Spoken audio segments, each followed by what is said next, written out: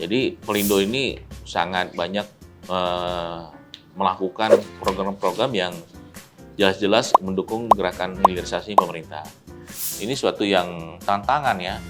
Tantangan yang mana tantangan ini dimulai dari PTP, non Petikmas yang hanya 11 cabang. Kita bisa perkuat, ini bisa bawa perubahan yang lebih besar lagi tuh untuk ke logistik Indonesia. Saya melihat memang Indonesia nih dengan negara geografi ini ya, kalau logistiknya itu ketinggalan dibanding negara lain ya kita tetap akan ketinggalan. Halo Sobat Bisnis, selamat datang di Broadcast, podcastnya Bisnis Indonesia. Kali ini kita akan membahas industri yang jarang dibahas, yaitu industri pelabuhan dan logistik.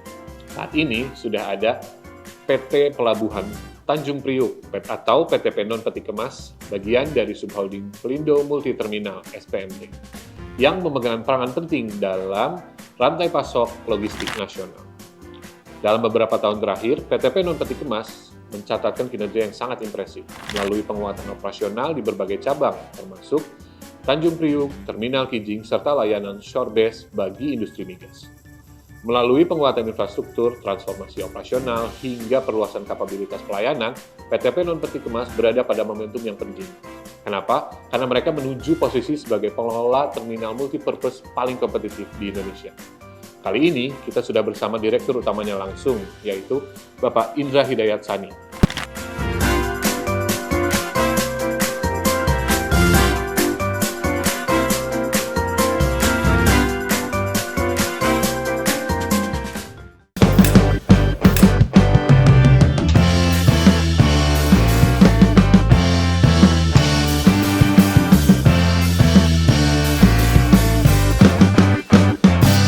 Broadcast, podcastnya Bisnis Indonesia. Halo Sobat Bisnis, kembali lagi di acara Broadcast Bisnis Indonesia. Kali ini kita kedatangan tamu dari Pelabuhan Tanjung Priok Non Peti Kemas. Nah, saat ini kita sudah bersama dengan Bapak Dirutnya, Bapak Indra Hidayat Sani. PTP Non Peti Kemas adalah bagian dari subholding Pelindo Multi Terminal atau SPMP. Memegang peranan penting dalam rantai pasok logistik nasional. Nah, Pak, sebelum kita ngobrol lebih jauh nih, Pak, boleh cerita nggak sih, Pak, aktivitasnya PTP Non Peti Kemas ini seperti apa, Pak? Oke. Tadi, Mike, makasih Mas Saska. Jadi seperti yang tadi sudah dijelaskan oleh Mas Saska, jadi PTP Non Peti Kemas ini adalah anak perusahaan dari Pelindo Multi Terminal, yang merupakan salah satu subholding Pelindo pasca merger, di mana PTP Non Peti Kemas ini bergerak dalam beroperasi itu khususnya dalam menangani kegiatan bongkar muat barang-barang yang non peti kemas. Jadi kalau kita punya saudara yang khusus menangani peti kemas, kita ini adalah yang tidak masuk ke dalam peti kemas. Curah cair ya, yang dalam bentuk bulk, curah kering, kemudian ada barang-barang general cargo, terus barang-barang dalam bentuk bag dan pokoknya apapun yang tidak masuk ke dalam peti kemas itu kita tangani. Oke, berarti itu kayak apa, barang-barang seperti beras mungkin ya Pak ya, atau pengiriman-pengiriman yang tidak dalam bentuk peti kemas itu semua diurusnya oleh Betul. Sebagai contoh misalnya beras itu dalam bentuk bag ya, Ya kalau tahun-tahun sebelumnya itu kita banyak import, namun alhamdulillah Indonesia sudah bisa swasembada, jadi importnya beras juga sudah nggak ada. Namun kita punya banyak kegiatan itu karena lahan-lahan padi kita, ini sawah kita di eranya Pak Presiden Prabowo ini sangat meningkat, dibutuhkan pupuk. Jadi substitusi dari throughput kami adalah berbentuk misalnya jadi adalah pupuk ya dari grupnya Pupuk Indonesia kita tangani dan biasanya dia pasti selalu bulk terminal. Dari Pusri, dari Petrokimia Gresik, ya dari pupuk lainnya juga kita tangani termasuk yang swasta. Kalau ini Pak, dari segi layanannya sendiri itu kita bisa lihat wilayahnya mencakup daerah mana saja Pak? Nah, untuk saat ini kami melayani untuk di 11 cabang ya. 11 cabang. 11 cabang ini mulai dari Teluk Bayur di Padang ya, Sumatera Barat, kemudian di Jambi, kemudian Bengkulu, Palembang, Lampung, Tanjung Pandan, Pangkal Balam, Pontianak, dan di Jawa kita punya Banten, Tanjung Priok, serta Cirebon, begitu. Itu lengkap ya Pak ya, Pak, mencakup seluruh Indonesia ya Pak ya, wilayahnya. Ya, nantinya sebenarnya kita Pelindo Multi Terminal itu semuanya Sabang sampai Merauke ya. Yang non peti kemas ditangani oleh subholding kami Pelindo Multi Terminal. Namun kami anak perusahaan itu nangani yang ada di 11 cabang ini. Jadi di 11 cabang ini tidak ada Pelindo Multi Terminalnya adalah kami gitu. Sebagai perwakilan dari. Sebagai perwakilan Pelindo Multi Terminal. Nah, kalau ini Pak, saya sempat lihat data-datanya nih, kelihatannya kinerjanya PTP non peti kemas ini juga lumayan signifikan pertumbuhannya Pak. Ya. Boleh diceritain nggak sih Pak pertumbuhannya di tahun ini seperti apa Pak? Ya, jadi ya kita memang harus banyak bersyukur setelah tahun lalu kita sudah selesai melakukan pemilu ya, khususnya Pilpres dan berjalan dengan lancar, sehingga pembangunan bisa langsung bergerak cepat lagi. Jadi semakin meningkatnya gerak pembangunan ini, baik jadi muatan-muatan ini baik yang beredar di dalam Indonesia ataupun ekspor impor itu juga meningkat gitu. Jadi meningkat. Nah, tentunya tidak serta-merta bahwa throughput yang naik ini itu harus kita layani dengan seperti biasa tahun lalu ya, ketika throughput tidak setinggi sekarang. Jadi kami melayani dengan transformasi, reformasi terhadap sistem operasional kita. Ya, misalnya penambahan peralatan, dukungan peralatan yang memadai, kemudian sistem digital yang kami punya pun kami tingkatkan. Dan tentunya adalah hubungan yang baik juga antara kami dengan para customer dan stakeholder. Itu. Pak, kalau tadi kan Bapak sempat menyebutkan soal inovasi teknologi yang dilakukan oleh PT non peti kemas ini. Nah, boleh dielaborasi nggak? Coba diceritakan apa aja sih inovasi yang dilakukan di. Ya. Jadi kalau di kami tahun lalu itu kita sudah meluncurkan namanya PETOSM. Ya, PTOSM. Jadi Pelindo. PTOSM. Iya. Jadi Pelindo Terminal Operating System gitu ya. Multipurpose gitu. Jadi khusus yang multipurpose. Kalau di peti kemas ada Petos PK namanya. Jadi Pelindo Terminal Operating System peti kemas. Nah, karena kita multipurpose, makanya Petos multipurpose. Nah, dengan Petos multipurpose itu bukan cuma kita yang bisa melihat ya, tapi ada dashboard yang bisa kita berikan kepada pelanggan, kepada pemilik barang, termasuk kepada pelayaran. Nah, di satu sisi sendiri, Pelindo sendiri sudah punya yang namanya Pinisi yang khusus untuk layanan kapal. Jadi semuanya terintegrate. Dan setiap cabang itu kita punya PNC, Planning and Control, ya, di mana salah satu Planning and Control-nya Tanjung Priok kemarin tanggal 22 Desember 2025 dikunjungi oleh Pak Menko Infra, Pak Ahaye. Dan dia sangat surprise ya melihat bahwa kita bisa melakukan seluruh Indonesia malah gitu. Jadi saat kesempatan kemarin dan hari ini bisa dilihat ini tanggal 23 Desember ini ada di Instagramnya Pak Ahaye sendiri. Nah, dia berkomunikasi dengan teman-teman yang ada di Pontianak langsung.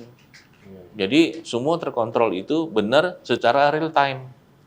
Itu yang sehingga kita bisa melakukan kegiatan bongkar muat itu secara cepat. Ini sesuai dengan arahannya Direktur Utama Holding kami Pak Arif Sartono ya, bahwa bagaimana caranya itu per time itu semakin pendek gitu ya, semakin pendek. Jadi kalau yang biasanya kapal bongkar sekian ribu ton itu butuh 2 hari, gimana caranya bisa 1 hari gitu. Nah ini yang selalu kita upayakan dan kita bisa sajikan kepada para pelanggan. Gitu. Berarti kalau sekarang tuh kita bisa nyebutnya inovasi setelah pasca merger lah mungkin ya. Kita cerita pasca merger ini inovasinya luar biasa terutama dari segi teknologinya ya Pak. Betul. Pak, kalau ini saya lihat data juga salah satu cabang terbesar yang punya kontribusi besar ke PTP non peti kemas itu adalah cabang Tanjung Priok. Itu kalau nggak salah datanya sampai 14,4 juta ton dari total nilai. Apa sih yang menjadikan Tanjung Priok ini jadi motor utama kinerja ini? Ya, karena tadi ya, sinkron dengan gerakan pembangunan yang ada di Indonesia yang semakin meningkat. Dan apalagi ini, pemerintah kita sudah berapa kali Pak Purbaya menggadang-gadang, gimana nih kita pertumbuhan ekonomi 8%, ya kan? Nah, jadi para pemangku kepentingan, para pelaku bisnis ini sadar hal itu sehingga kita banyak butuh bahan baku, butuh banyak bahan-bahan untuk yang diolah, dan itu melalui pelabuhan. Dan memang Pelabuhan Tanjung Priok ini menjadi yang utama lah untuk saat ini bagi kita, karena barang-barang bahan baku itu yang tidak ada di Indonesia biasanya diimpor masuknya lewat Pelabuhan Tanjung Priok, Nah, gitu. Masuk lewat Pelabuhan Tanjung Priok seperti barang kimia, ya alat-alat berat yang tidak ada di Indonesia itu masuk ke lewat Pelabuhan Tanjung Priok. nah, kalau ini Pak, strateginya PTP sendiri untuk menjaga konsistensi produktivitasnya Tanjung Priok ini di tengah volume dan kebutuhan pelanggan ini Ya. seperti apa? Tentunya kita mesti ada konsistensi produktivitas ya. Jadi kita nggak bisa, hari ini kita bisa melakukan kegiatan 50 ton per jam untuk kegiatan barang tertentu. Lalu besoknya turun jadi 5 ton aja, itu sesuatu yang sangat kita hindari. Jadi konsistensi itu terjaga, dengan konsistensi terjaga itu kita bisa mengetahui berapa lama kapal ini akan sandar di dermaga kita, gitu ya. Kemudian kita juga harus melakukan hubungan yang baik dengan para stakeholder, seperti dengan KSOP, dengan Bea Cukai, karantina, ya, sehingga kemudahan-kemudahan yang kita bisa sampaikan kepada teman-teman stakeholder ini terhadap informasi barang tersebut, itu makin cepat mereka melakukan pemeriksaan, ya, terus penjadwalan, karena kita juga sangat berterima kasih di Kementerian Perhubungan sendiri, mereka sudah ada sistem Inaportnet namanya. Jadi ketika Inaportnet itu, ketika kita ingin mengajukan, oh ini ada kegiatan bongkar muat, kita tinggal nggak perlu lagi datang ke kantornya KSOP, kantornya Kementerian Perhubungan, cukup input data, kapal, barang apa yang dibongkar, berapa banyak, siapa yang melakukan, gitu ya. Itu diperiksa oleh teman-teman yang di KSOP, disetujui, kita bisa langsung bongkar. Jadi sinkronisasi antara kita dengan stakeholder memang harus dijaga terus, sehingga ini tadi kualitasnya tetap bisa kita jaga, itu produktivitasnya. Pak, kalau tadi kan sempat cerita ya Pak bahwa pemerintah pusat sendiri kan sedang mengejar pertumbuhan 8% di ekonomi, dan logistik adalah salah satu kunci utamanya dalam menuju target itu gitu. Yeah. Kalau dari terminal PTP sendiri bagaimana Pak untuk mendukung target pertumbuhan ekonomi itu, apa aja yang dilakukan Pak?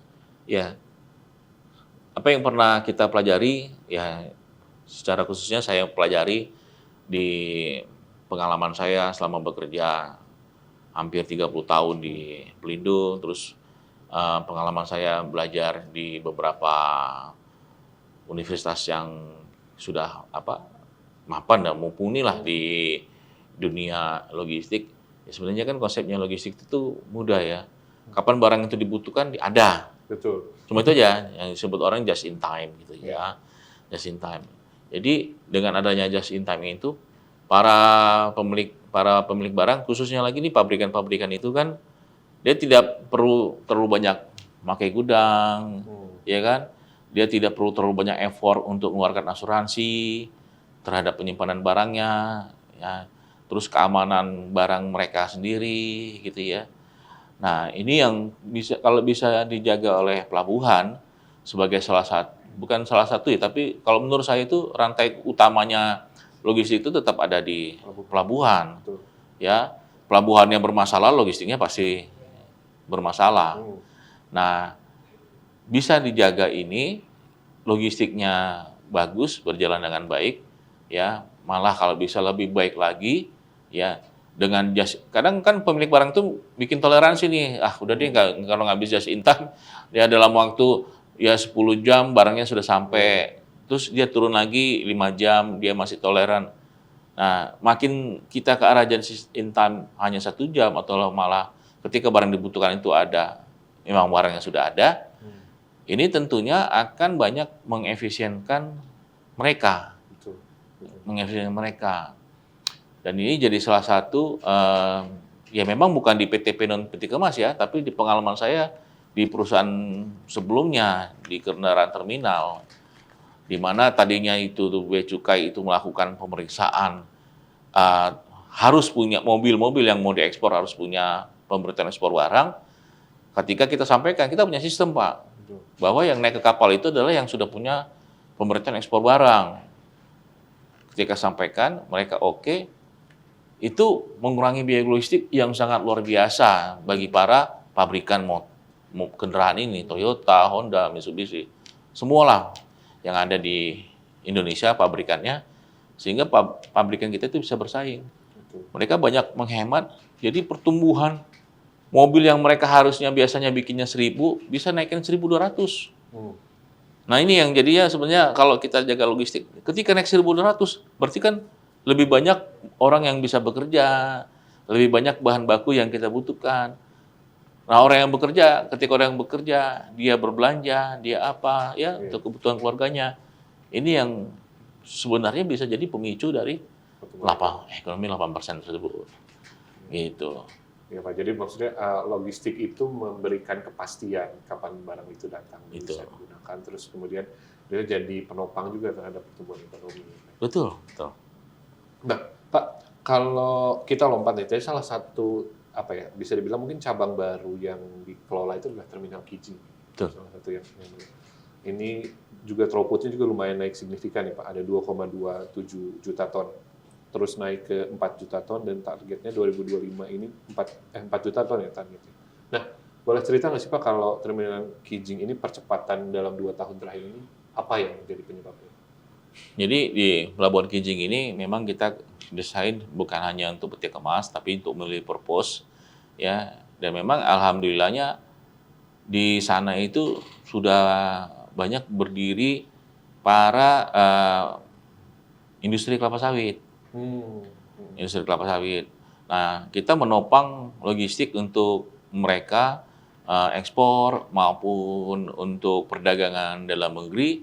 Ya kita siapkan pipanya, tempat pipanya, ya terus ada rack pipe-nya, sehingga kita di sana itu bisa melayani setidaknya ada 5 perusahaan kelapa sawit gitu. Dan mereka kan nggak perlu bangun lagi pelabuhan, nggak perlu lagi invest apa-apa, sehingga bisa jadi lebih murah.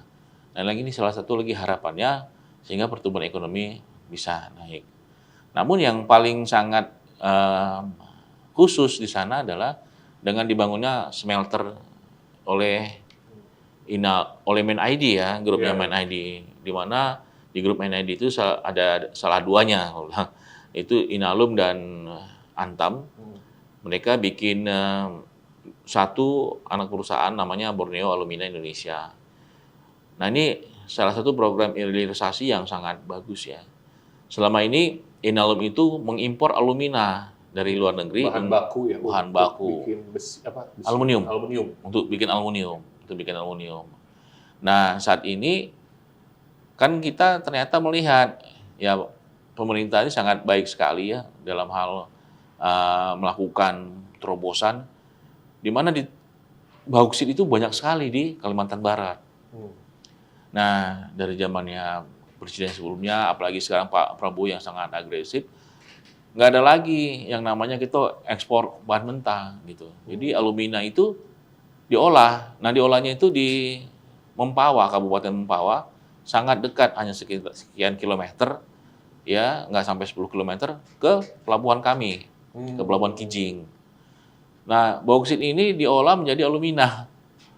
Nah alumina ini yang tadinya impor dari luar akhirnya ambil dari situ.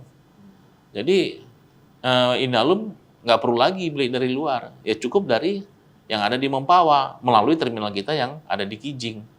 Nah, ternyata alumina kita sendiri pun, ya aluminanya PTBA ini juga diekspor. Kita sudah melakukan ekspor ke berbagai negara nih, salah satunya itu ke India gitu, dan itu rutin. Nah, sehingga ini kan juga mendatangkan devisa yang luar biasa, ya buat Indonesia. Karena di dunia ini, setahu saya, itu shortage aluminium itu adalah 35%. 35-40%. Jadi saat dunia butuh 100 juta, baru bisa dipenuhi 60 juta bahan baku aluminium. Padahal aluminium ini adalah sangat dibutuhkan, ya, mulai dari televisi, handphone, Betul. jam tangan yang kita pakai, itu semua pasti membutuhkan aluminium maupun turunannya, bahan logam yang kuat tapi ringan. Ini jadi kita bisa bilang jadi menopang program hilirisasi yang Benar. oleh Presiden, Pak. Pak, ini PTP non peti kemas ini juga merelokasi sejumlah peralatan ya, itu kayak HMC, Hopper dan Grab dari terminal-terminal lain itu ke memperkuat operasional Kijing. Nah, bagaimana sebenarnya sinergi antar cabang untuk mempercepat kualitas dan layanan di Kijing? Jadi Pelindo ini tadinya Pelindo 1, 2, 3, 4, pasca merger, ini jadi malah mempermudah gitu. Iya. Ya kan? Dulu di Pelindo 1 itu misalnya ada alat yang tadinya ngelayani throughput arus barang yang sangat besar ya. Namun seiring waktu mungkin perkembangan zaman mereka relokasi pabriknya mungkin ke Jawa atau kemana, atau mungkin sudah selesai proyeknya sehingga alatnya miliknya, kalau dulu miliknya Pelindo 1 itu jadinya idle gitu ya, atau utilitasnya rendah. Nah, ketika kita merger, kita melihat nih, sana utilitasnya rendah. Yang butuh itu sekarang di Kijing. Kita tinggal relokasi. Berarti kita nggak perlu beli gitu ya. Nggak ada belanja modal baru. Nggak belanja modal baru. Gitu. Jadi tinggal kita pindahkan saja. Jadi cost yang keluar cuma ongkos pindah, nggak cost beli baru. Betul. Karena kan beli baru itu sendiri prosesnya kan lama ya. Mulai dari pembuatan speknya, pengadaannya gitu ya. Terus nunggu barangnya datang lagi dari luar negeri misalnya. Kalau sekarang kan enggak. Jadi ini semakin mempercepat kinerja dari kita. Ya, tadi mungkin Bapak udah sempat cerita sih soal betapa krusialnya Terminal Kijing. Dan Terminal Kijing ini juga saat ini kan jadi bagian dari PSN yang mendukung proyek-proyek besar. Nah, kalau Bapak sendiri melihat seberapa strategi sih Pak posisi Terminal Kijing ini dalam mendukung penghiliran dan ketahanan logistik Indonesia ini ke depan? Ya, karena tadi kita bicara masalah hilirisasi ya. Jadi Pelindo ini sangat banyak melakukan program-program yang jelas-jelas mendukung gerakan hilirisasi pemerintah. Selain kita punya DJP, di mana hilirisasi daripada Freeport ada DJP Gresik, nah ini salah satu adalah di Kijing, ya, di Kalimantan Barat. Jadi kalau diceritakan kekuatan logistiknya itu ya, dengan kita menyiapkan, tadi kita cerita tentang alat, kita cerita tentang modernisasi, kita cerita tentang sistem digital tadi, yang semua sudah ada di Pelabuhan Kijing, sehingga teman-teman dari MindID, ya, ketika mereka mau melakukan ekspansi pun mereka udah nggak ragu.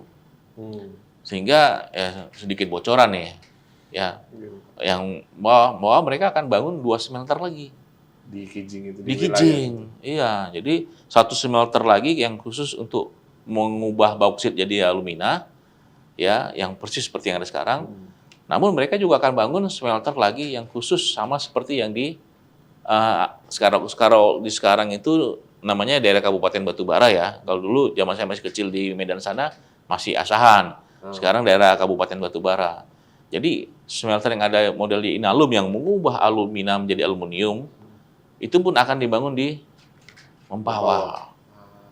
Nah, jadi nanti ada 3 smelter nih di sana.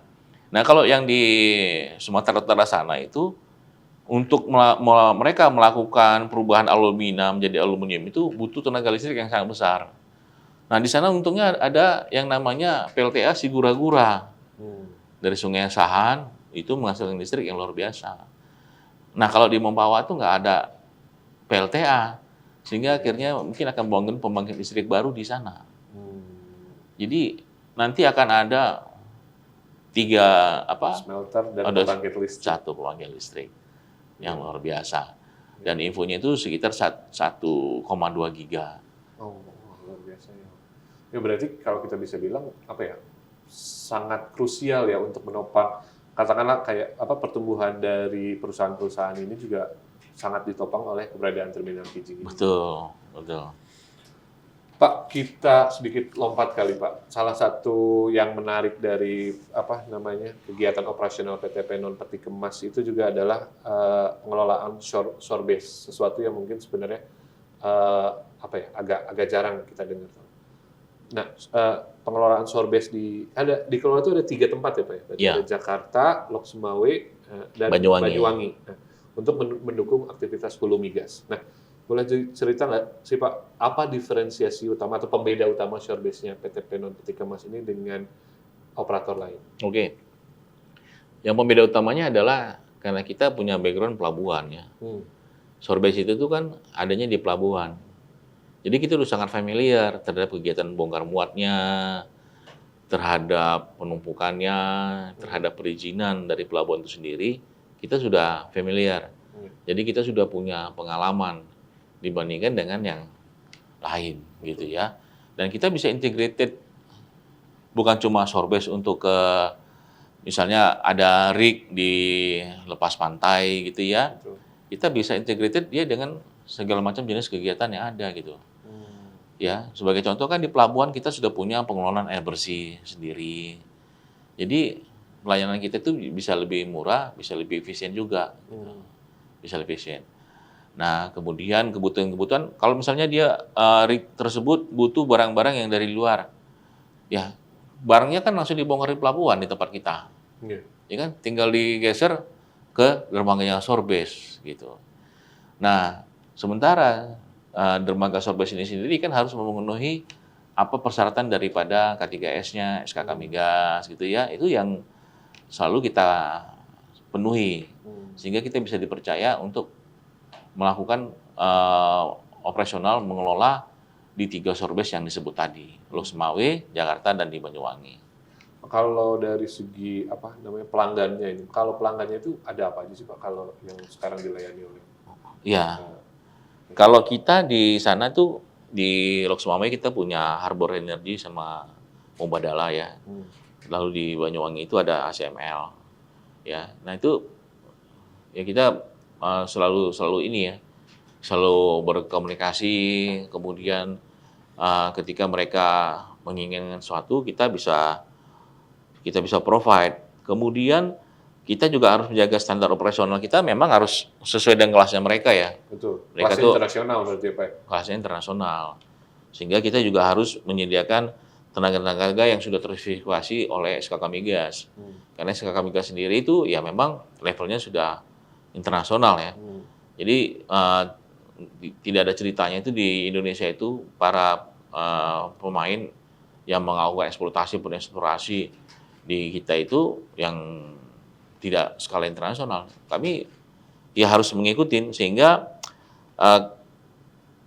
kita harus provide kepada mereka layanan yang selalu tepat waktu dan tepat guna dan sesuai dengan permintaan mereka dengan prinsip kita service excellent pada mereka. Gitu. Pak, kalau melihat keseluruhan portofolionya PT Penon Peti Kemas ini Pak, cabang dan layanan mana saja yang saat ini menjadi kontributor terbesar terhadap SPMT Group ini? Ya, memang paling besar sekarang ini Tanjung Priuk ya. Tapi kalau kita bikin Paretonya itu, mungkin yang akan nyusul itu adalah di Kijing tadi. Iya. Ya. Karena itu ya, eksponensial pertumbuhannya. Eksponensial pertumbuhannya. Saat ini tahun sebelumnya mungkin hanya sekitar 2,7-an ton, tahun ini 4 juta. Tahun depan itu ketika mulai semakin lancarnya pengoperasian smelternya BAI, mulai makin lancarnya dari para kebun kelapa sawit dan muatan-muatan yang lainnya, tidak tutup kemungkinan itu tahun depan, tahun 2026 itu bisa 6 juta ton sendiri gitu. Naik setengahnya. Gitu. Karena kebutuhannya seperti itu. Makanya sekarang ini kami sedang mendesak holding untuk segera membangun tambahan dermaga. Karena nggak cukup dermaganya. Kalau sekarang berapa Pak jumlah dermaga yang bisa? Kita tuh punya dermaga itu, panjang dermaga ada 1 kilometer. 1 kilometer? 1 kilometer. 1 kilometer. Jadi 1 kilometer itu sisi luarnya. Sisi dalamnya itu ada 600 meter. Jadi kalau dijumlahkan itu ada 1,6 kilo. Itu masih kurang. Karena kita di sana harus melakukan bongkar bauksit, bongkar batu bara, harus ada loading CPO. Namun saat bersamaan kita harus ekspor alumina, ya, muat alumina, gitu. Terus ada pupuk lagi kan? Iya. Karena pupuk ini dibutuhkan untuk pertanian, untuk perkebunan kelapa sawit yang ada di Kalimantan Barat, begitu. Pak, kalau PT Penon Peti Kemas sendiri ada inovasi yang dapat mendukung peningkatan performa perusahaan apa aja, Pak? Sebenarnya tadi udah diceritain sih, Pak.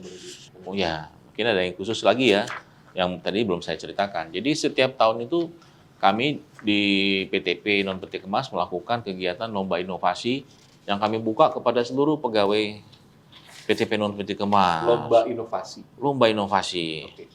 ya. Dan luar biasanya itu inovasi-inovasinya itu sangat sangat amazing. Dan saya sangat bangga kepada tim saya ya, bahwa mereka punya inovasi yang luar biasa. Sebagai salah satu contohnya itu ada namanya apa ya? Drop tank.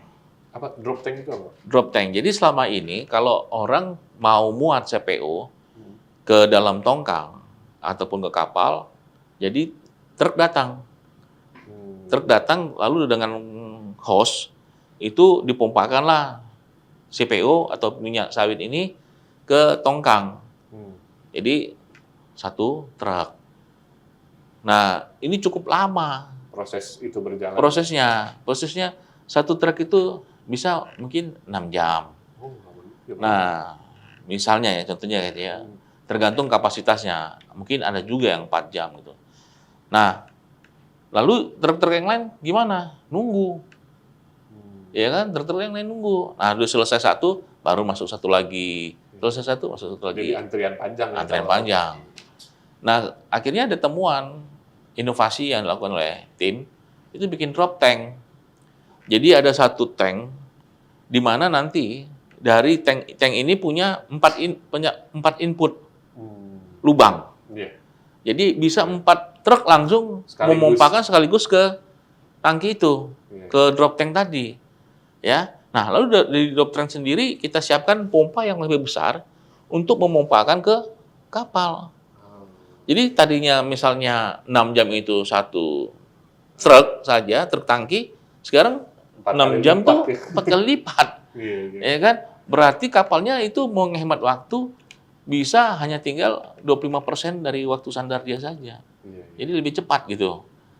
Nah, itu yang salah satu inovasi yang sangat luar biasa, sederhana ya, tapi signifikan impact-nya.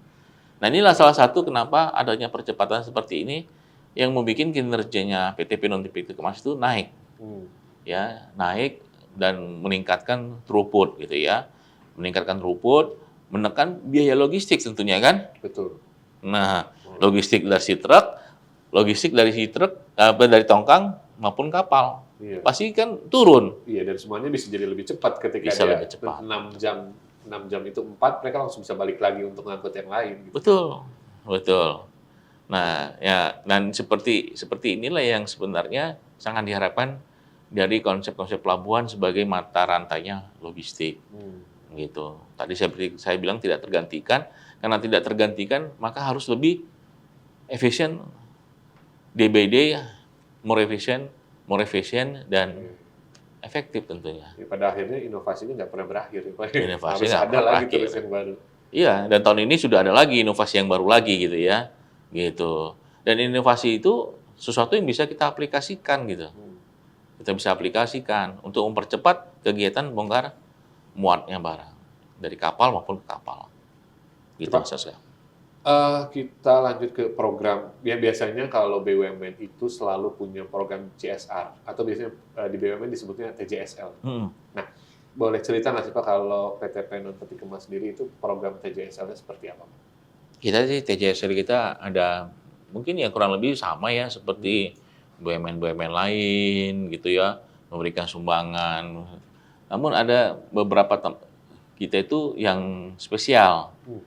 Spesial itu adalah kita tidak sekedar memberikan TJSL sudah selesai. Gantian dong, kita juga nuntut nih, Ya. Ada timbal balik. Wah, timbal balik, di mana timbal balik itu pun sebenarnya adalah sesuatu yang bermanfaat kepada yang menerima gitu. Jadi kami membuat itu di Kalimantan Barat. Kita mengundang beberapa universitas, ya, ada Universitas Muhammadiyah dan Universitas Tanjung Pura di Pontianak, mengirimkan mahasiswa-mahasiswanya untuk ikut magang di Kijing. Jadi mereka melihat kegiatan proses di Kijing, ya, di terminal kita itu seperti apa, ya. Kita berikan akomodasi, kita berikan honor, kita berikan konsumsi. Namun satu sisi kita minta mereka, kamu sudah belajar nih, kamu lihat nih apa ya yang bisa ditingkatkan di terminal Kijing. Dan yang luar biasanya itu kita ada beberapa tim, kalau saya tidak salah dari 5 tim, dan setiap tim itu menghasilkan inovasi juga yang luar biasa gitu. Dari si mahasiswa. Dari si mahasiswa tadi gitu. Itu.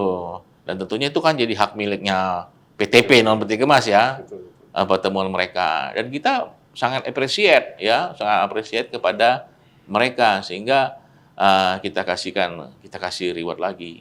Dan bagi sang mahasiswa ataupun mahasiswi yang ikut, ini kan menjadi suatu kebanggaan mereka. Betul. Dan juga menjadi satu kebanggaan buat universitasnya, bagi Provinsi Kalimantan Barat sendiri. Betul. Dan saya sudah senggol-senggol ke teman-teman BAI, ya, karena mereka berkembang, ya kalau perlu tenaga kerja, udah ada yang sudah pernah belajar tentang yang siap nih. ada yang siap, gitu. Jadi kita TJSL bukan hanya sekedar memberi, kita menantang mereka, ngasih challenge, tapi challenge itu balik kepada mereka sesuatu yang baik, gitu. Betul. Begitu. Karena semua diuntungkan lah. Semua diuntungkan. Tapi kadang-kadang itu kita di Kijing itu sudah kita bina, kita sering direkrut gitu loh. Oleh perusahaan-perusahaan yang ada di sana gitu kan. Malah jadi sama tetangga. Sama tetangga gitu. Udah bisa udah bisa kerja, udah bisa berpikir, maju, knowledge-nya baik tentang pelabuhan. Ya direkrut sama perusahaan-perusahaan yang ada di sana. Tapi kita sangat welcome ya. Iya. Ya kan bukannya itu jadi salah satu tujuan kita untuk berbuat baik. Betul. Itu kan Gitu. maksudnya program TJSL-nya artinya kan berlanjut kan. Betul. Bisa lebih mandiri sih mahasiswa-mahasiswa ini. Iya. Pak, ini kan punya momentum pertumbuhan yang kuat nih Tanjung Priuk, Kijing, Shorebase dan sejumlah cabang lainnya. Nah, kalau melihat prioritas strategis PTP non peti kemas di 2026 seperti apa, Pak? Ya, kita sih 3 prioritas strategis kita adalah ya tadi memperkuat integrasi ya dan modernisasi operasional. Ya, lalu kolaborasi strategis dengan para pemilik kargo ya baik di Indonesia maupun yang ada di luar negeri. Ya. Karena ekspektasi kita tidak harus hanya ada di Indonesia ya. Customer kita juga banyak yang dari luar. Lalu kita mengembangkan solusi layanan Shorebase dan dukungan logistik untuk industri hulu migas seperti tadi yang kami sampaikan gitu ya. Dan saat ini kita juga sedang dalam ya memang yang musibah yang terjadi di Aceh, Sumatera Utara, Sumatera Barat cukup berpengaruh juga kepada kita untuk kegiatan kita yang di Luxmawi terhadap Mubadala. Karena di sana kan bisa dibaca nih sama Mas Saska bahwa Mubadala itu sudah menemukan ladang-ladang gas yang sudah siap untuk dieksploitasi. Nah, ketika itu mereka ya pasti butuh layanan Shorebase yang baik. Nah, ini kita lagi dalam proses menuju ke sana nih gitu. Jadi akan ada peningkatan eksploitasi daripada gas yang ada di sana. Di mana gas itu sendiri adalah memang tetap untuk kebutuhannya Indonesia gitu. Ya, Indonesia. Itu yang kami berikan. Jadi 11 tahunnya PT Peno Menteri Kemas ini kita tuh sudah semakin maju berkembang lah. Maju berkembang tidak hanya bekerja di dalam lingkungannya Pelindo saja, kita bekerja di luar wilayahnya Pelindo. Karena menghubungkan antara industrinya dengan jadi tidak hanya sekedar pelabuhan tapi dengan industrinya pun harus ada jalur yang terkoneksi yang baik. Salah satu ini menurut saya salah satu prestasi luar biasa dari industri yang padat padat aktivitas dan banyak sekali teknis-teknis detailnya adalah soal zero accident. Iya. Nah, hingga November 2025 ini berhasil mempertahankan zero accident. Nah, strategi atau inisiatif apa sih Pak yang bikin perusahaan ini mampu menjaga standar keselamatan secara konsisten selama ini? Jadi ketika saya bergabung di PT Penuh Kemas ini tahun lalu, tepatnya di awal bulan Maret, saya melihat ada beberapa kasus kejadian eksiden ya, yang dimana kalau terjadi satu kasus eksiden bisa melumpuhkan minimal sebagian dari pekerjaan kita di pelabuhan, Betul. ya kan? Terpaksa harus di stop kegiatannya, kemudian harus kita lakukan investigasi apa penyebabnya dan segala macam. Nah ini akan membutuhkan waktu yang lama sehingga mempengaruhi terhadap kinerja operasional kita. Nah jadi saya menggiatkan kepada para branch manager kita untuk selalu melakukan monitoring ya melalui planning and control-nya, mengawasi terminal-terminal mereka, dermaga mereka yang ketika melakukan kegiatan bongkar muat ada hal-hal yang berbahaya atau tidak. Ketika ada hal-hal yang menjurus bahaya, ya mereka harus turun, mungkin di stop atau diperbaiki terlebih dahulu sebelum melakukan melanjutkan pekerjaannya. Kemudian setiap cabang juga saya minta melakukan briefing gitu. Betul. Jadi setiap kali shift harus briefing. Terus dalam satu shift itu ternyata ada kapal baru lagi, harus briefing lagi. Gitu. Karena melibatkan kapal ataupun ABK kapal ya. Nah itu mereka harus briefing lagi. Mereka harus jelaskan gitu dari semua lini untuk menjaga ICC itu tetap terjaga. Jadi harus selalu mengingatkan karena yang namanya kecelakaan ini beberapa orang tuh ngomong seperti kita tuh berang gerilya tuh, kita jagain di sana, nanti bisa terjadi di sana. Betul, Makanya betul. harus semuanya konsisten, komitmen terhadap kegiatan di tempatnya masing-masing. Gitu Mas Aska. Pak, ini kalau saya kadang-kadang memang ketika wawancara sama direksi gitu pasti selalu pertanyaan ini selalu muncul dan kayaknya saya harus menanyakan ini juga Pak. Nah, ini biasanya pertanyaan paling beratnya ini. Enggak sih Pak. Maksudnya biasanya kan ini kan kita udah masuk akhir tahun nih Pak. Nah di tahun depan sendiri Pak, prospeknya seperti apa sih Pak kalau PT Penon Peti Kemas sendiri di tahun depannya? Tadi kan udah ada sempat cerita bahwa terminal Kijing akan digenjot, terus Tanjung Priuk juga sama, terus shore base-nya juga naik. Nah kalau di 2026 sendiri itu Bapak melihatnya pertumbuhannya akan seperti apa? Ya, kalau saya selalu kembalikan kepada apa yang kebijakan pemerintah pusat ya. Jadi ketika pemerintah pusat bilang, ya Pak Presiden, Pak Menteri Keuangan ngomong, oh kita harus pertumbuhan ekonomi kita harus 8% kan gitu ya. Nah kita harus mendukung dong. Nah ketika beliau-beliau ini menyampaikan ini 8%, tentunya mereka kan pasti sudah punya program dong. Betul. Ya, punya program bagaimana cara mencapai 8%. Nah, ketika mereka mencapai 8% itu kan berarti ada usaha-usaha mereka yang extraordinary dari yang sebelumnya. Gimana caranya naikkan? Ya kita udah lihat gebrakan banyak menteri dari kabinet ini ya. Nah, ini tentunya kalau kami di pelabuhan, khususnya PT Penon Peti Kemas, berarti ini potensi luar biasa. Betul. Harus ditangkap nih, ya kan? Keinginan untuk 8% itu. Kita harus ikut yang di 8%. Kita harus ikut menopang, mendukung pertumbuhan ekonomi yang 8%. Betul. Jangan malah merugikan sehingga tidak tercapai 8% kan? Jadi kalau ditanya berapa pertumbuhannya, ya kalau pemerintah bilang 8%, ya kita harus bisa ngomong juga dong. Kita harus bisa 8% juga. Gitu. Karena 8% yang diharapkan pemerintah itu kan adalah hasil akhir. Betul. Kan, di tahun 2028, 2028. Iya.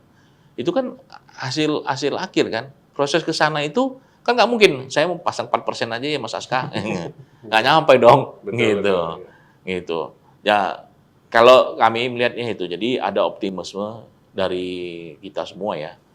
Optimisme. Jadi pemerintah sudah, Pak Presiden sudah optimis, para menteri sudah optimis, kita harus lebih optimis lagi gitu, menopang itu semua.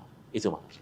Betul. Apalagi kan kalau tidak salah datanya itu biasanya pertumbuhan industri logistik dan transportasi itu lebih tinggi daripada pertumbuhan ekonomi. Itu Ya. juga yang bisa jadi indikatornya. Nah, itu enaknya kerja di pelabuhan tuh begitu.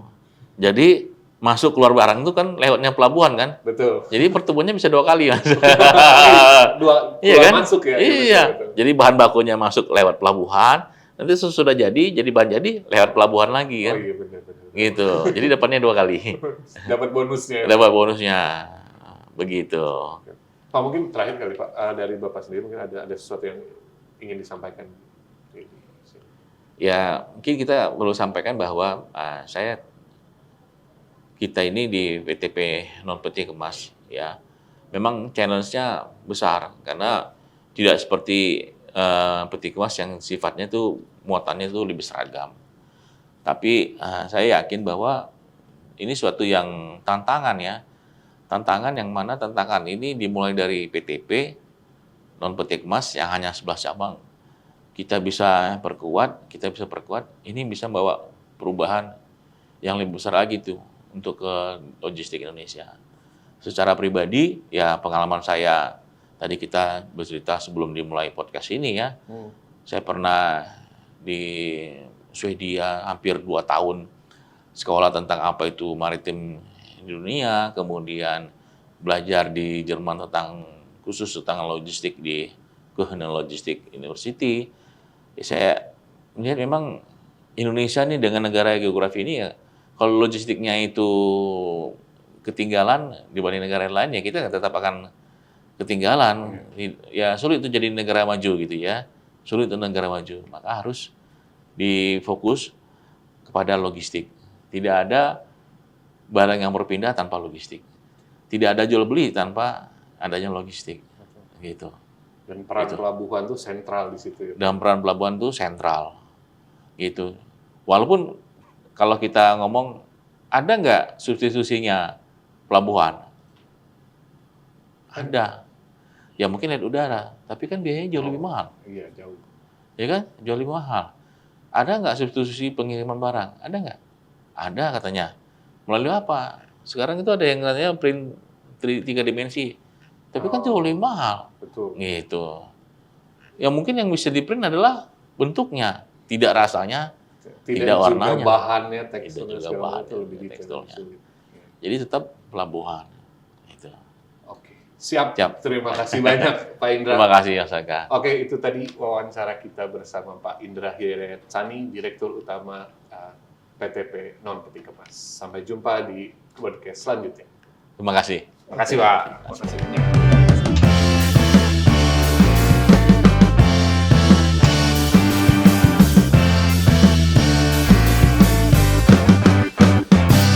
Broadcast, podcastnya Bisnis Indonesia.